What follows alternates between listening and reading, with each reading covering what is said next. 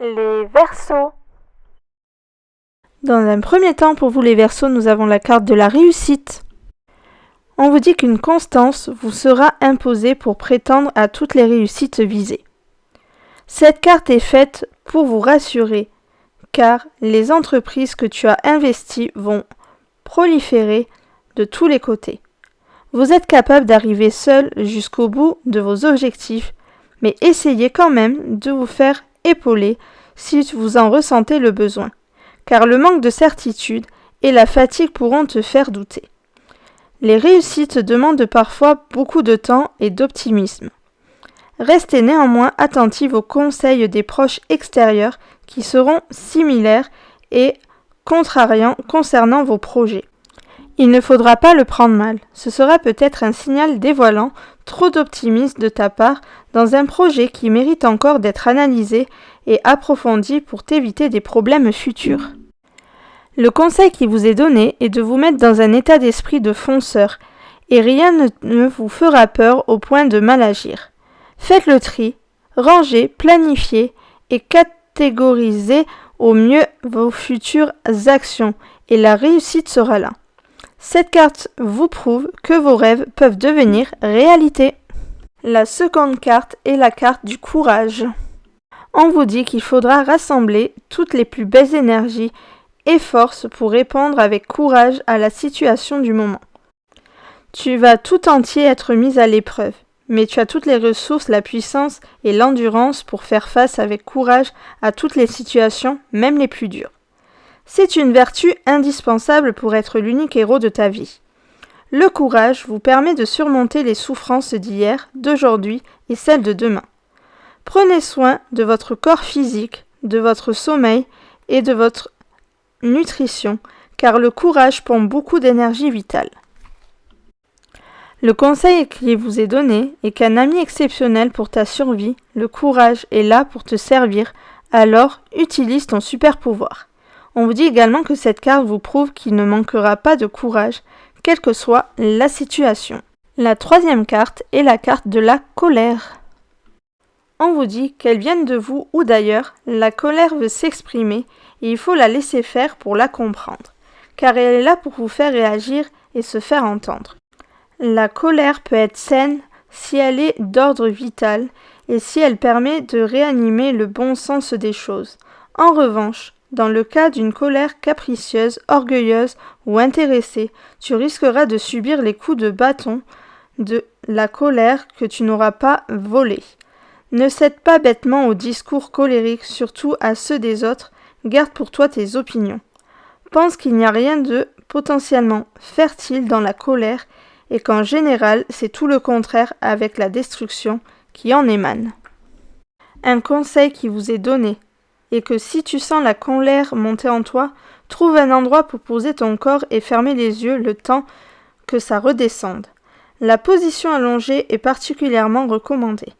Respire un bon coup avant de réagir ou de parler, ça pourrait t'éviter de vivre des épisodes de drame irréversibles. Cette carte gronde la colère de manière générale. Elle veut faire entendre un mécontentement, un désaccord, une frustration. Elle doit être prise au sérieux pour ne pas trop la laisser envahir votre espace de vie. Les béliers. Dans un premier temps, les petits béliers, nous avons la carte de la jalousie. On vous dit, au lieu de jalouser votre voisin, faites donc comme lui. Ne perds plus de temps et d'énergie à faire le constat de ce que tu n'as pas. Apprécie la valeur des choses que tu possèdes et des personnes qui sont là pour toi. La jalousie n'est pas bonne en rien pour ton bonheur, pire, elle te fera ton malheur. Alors calme le jeu en te projetant uniquement sur tes réels besoins existentiels. Le conseil qui vous est donné est de vous obliger à vous ressaisir quand vous sentez la jalousie vous envahir. C'est une bien laide émotion de ton comportement qui demande à être dompté à chaque représentation. Fais-toi confiance, sois ferme et tiens bon. On vous dit que cette carte fait appel à votre bon sens et à votre sang-froid. La jalousie ne doit pas vous accompagner trop longtemps, car elle t'éloignera toujours du partage et dans la vie, le partage est sacré. rien ne doit l'abîmer. Ensuite, nous avons la carte du combat. On vous dit qu'il faut être combattant pour mener à bien votre mission. Un objectif, une guerre jusqu'au bout, que vous souhaitez atteindre. Souvenez-vous qu'à chaque moment de faiblesse et de doute dans votre combat, la détermination doit rester solide pour ne pas fléchir les genoux. Un combat ne se fait jamais seul. Il y aura forcément des épreuves, du labeur et de la fatigue. Mais comme dit le proverbe, on n'a rien sans rien. Alors, rassemble-toi, concentre-toi et donne tout. Le conseil qui vous est donné est « Sois fort et crois en toi dans tous les combats. Prends le temps de bien estimer le pour et le contre avant de déclarer la guerre, car elle est souvent inutile. Des solutions existent pour éviter le pire. Trouve-les. » Cette carte officialise les challenges à venir, l'endurance et les efforts. Et dernière carte, c'est la carte de la fantaisie. On vous dit qu'il est légitime et mérité de vous autoriser des moments de joie et de sourire à la vie. La fantaisie réanimera votre rythme, votre vitalité et votre longévité. Sortez, dansez, chantez, bougez, peu importe comment tu vas t'y prendre, à partir du moment où ça te donne du plaisir, vas-y. Tu voulais essayer de la nouveauté ? Eh bien, c'est le moment de rêver. Il est urgent pour vous de vous abonner au petit bonheur simple de l'existence. Alors prenez des vitamines et faites le plein de tout ce qui vous fait vibrer. C'est une belle période d'insouciance qui vous fera du bien et que vous devez consommer sans aucune modération. Le conseil qui vous est donné est que c'est l'heure des paillettes, de la lumière, des rires et des joies sans limite, alors obligez-vous à sortir de la routine, ainsi vous aurez bonne mine. On vous dit que cette carte est une célébration d'effervescence positive à fêter sans plus attendre. Les Capricornes. Pour vous les Capricornes, la première carte est la carte de la flèche, tout comme les Gémeaux. On vous dit que quelle que soit la direction de vie ou de celle de vos proches à venir, elle est bénéfique pour vous. Dites-vous naturellement qu'elle vous emmène là exactement, là où vous devez aller, même si en apparence vous trouvez votre chemin incertain. Visez bien la cible avec la flèche de toutes les attirances et de vos envies. Ainsi, tu percevras juste en plein cœur tes désirs. La flèche cible tous les domaines étant très positive, elle annonce aussi la victoire sur les ennemis. Le conseil qui vous est donné est de vous laisser guider par les synchronicités du quotidien. Elles vous seront incroyablement bénéfiques en termes de précision et de réponse, pour vous aider à atteindre votre cible. N'ayez aucun doute sur ce que vous ressentez, car ça te guide sur la bonne route. Cette carte vous annonce un avancement perçant de toutes les entreprises à partir du moment où il sera du bon sens de ton karma. Ensuite, nous avons la carte de la sensibilité. On vous dit que votre sensibilité est le plus merveilleux signal d'alarme dans votre vie. Il vous aide depuis toujours à vous préserver. Outil merveilleux pour la créativité, il ne faut surtout pas mettre la sensibilité de côté, car elle apportera de la profondeur et de la justesse dans tous les domaines. Ne perdez plus de temps et redonnez-lui toute sa place dans votre vie.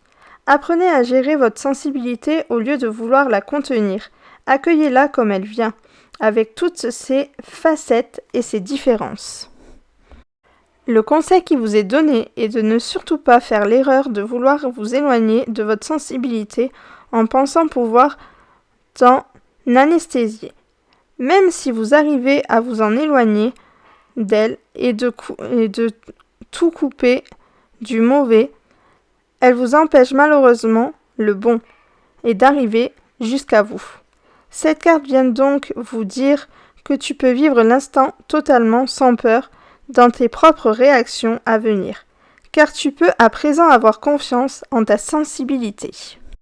Et ensuite, nous avons la carte du dialogue.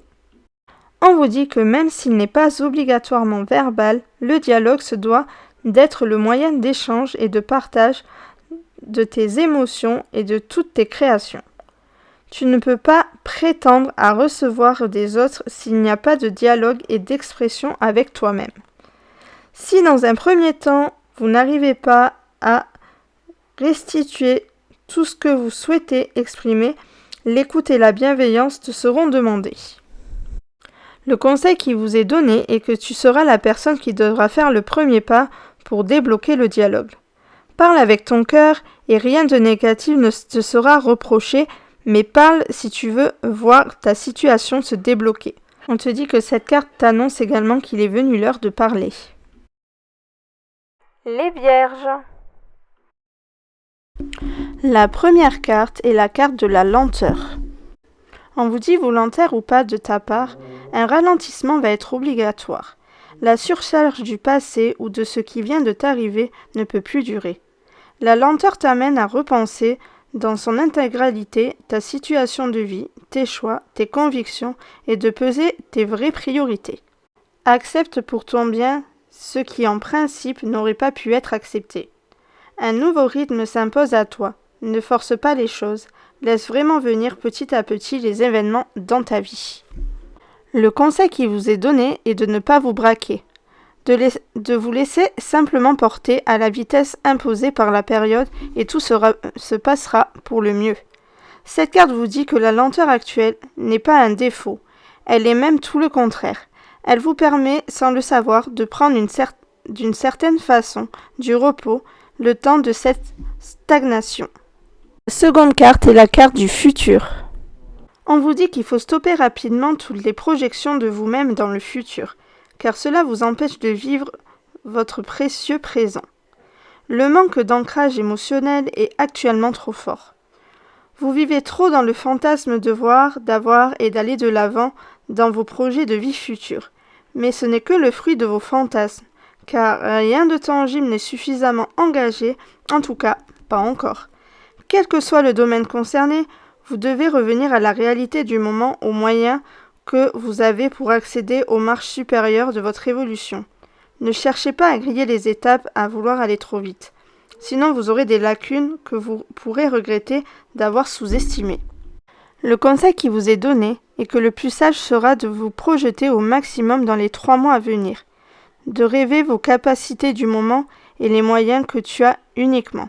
Cette carte vous demande de revenir sur l'instant immédiat, là, maintenant et ici. Elle représente votre futur proche au maximum dans l'année à venir. Elle vous rappelle qu'avant demain, il y a aujourd'hui à vivre. Et ensuite, vous avez la carte de l'amour.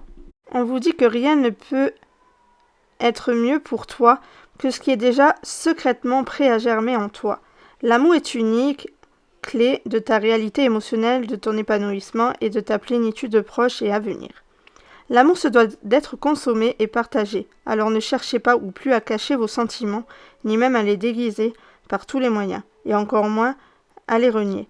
Surtout si c'est pour te faire apprécier d'une tierce personne qui te le demande. Ton cœur est prioritaire à tout niveau. C'est à lui que revient le droit légitime et certain d'avoir le dernier mot.